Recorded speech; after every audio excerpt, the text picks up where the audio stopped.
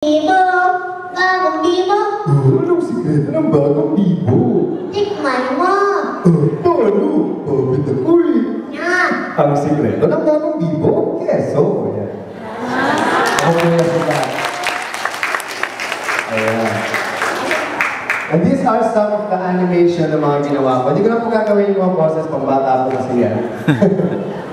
Anyway, ilan sa mga ginawa ko animation.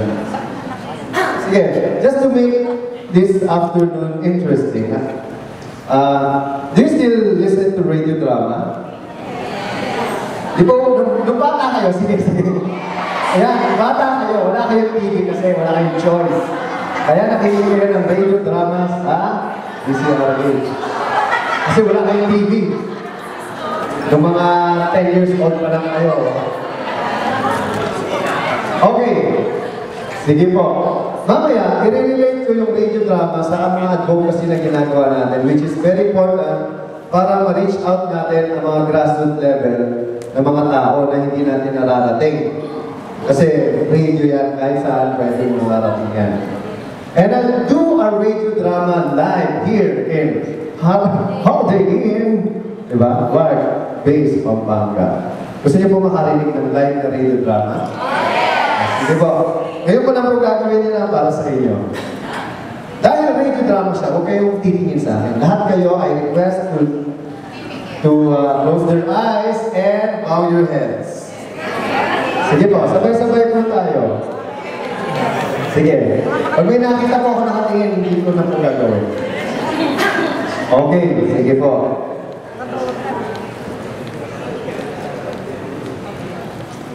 Okay. Panilang.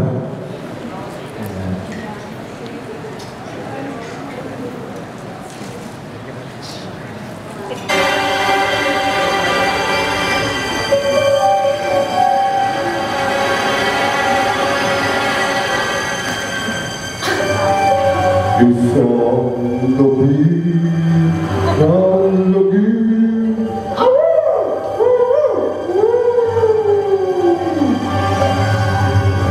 Si Utoy at si Lolo Tasyo ay naligaw sa kagubatan. Lolo Tasyo, sensya na po kayo ha. Ang sarap po kasi maglaro dun sa puno eh. Ay nako, ano ka ba naman ako? Eh, laro ka to ng laro. Ayan tuloy, ginapit tayo. Lolo, pagod na po ako manlakat eh. Sige po, magpahinga muna tayo, tsaka madilim na po. Sige ako, magpahinga muna tayo. Ayan, medyo madilim na, magsiga ka na dyan. Opo, Lolo. Puputulin ko po yung isang ng puno. Ito po. Yan, sisilagang mo na po.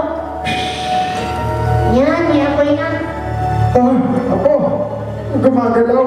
Gumagalaw yung puno sa likod mo. Sino ang pumutol sa aking sala? Lolo, yung puno. Nabuhay, naging monster, ha? Ay, nako! Apo! Huwag kang mag-alala. Hindi mo ba alam? Ako, si Kapitan Kangkong! Kapitan Kangkong! Humanda ka sa aking puno. Itong bagay sa'yo!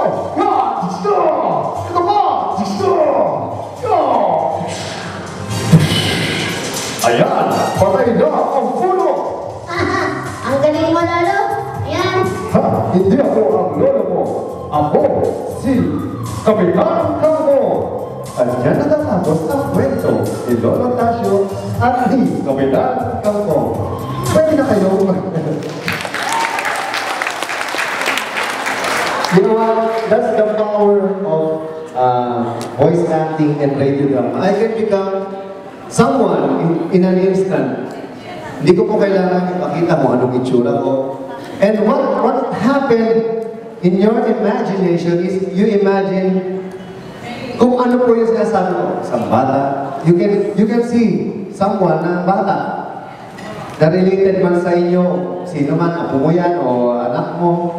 Yung matanda, yung lolo mo, yung nakikita mo. Yung monster, yung pinaka-nakakatakot mong kung ano man yan.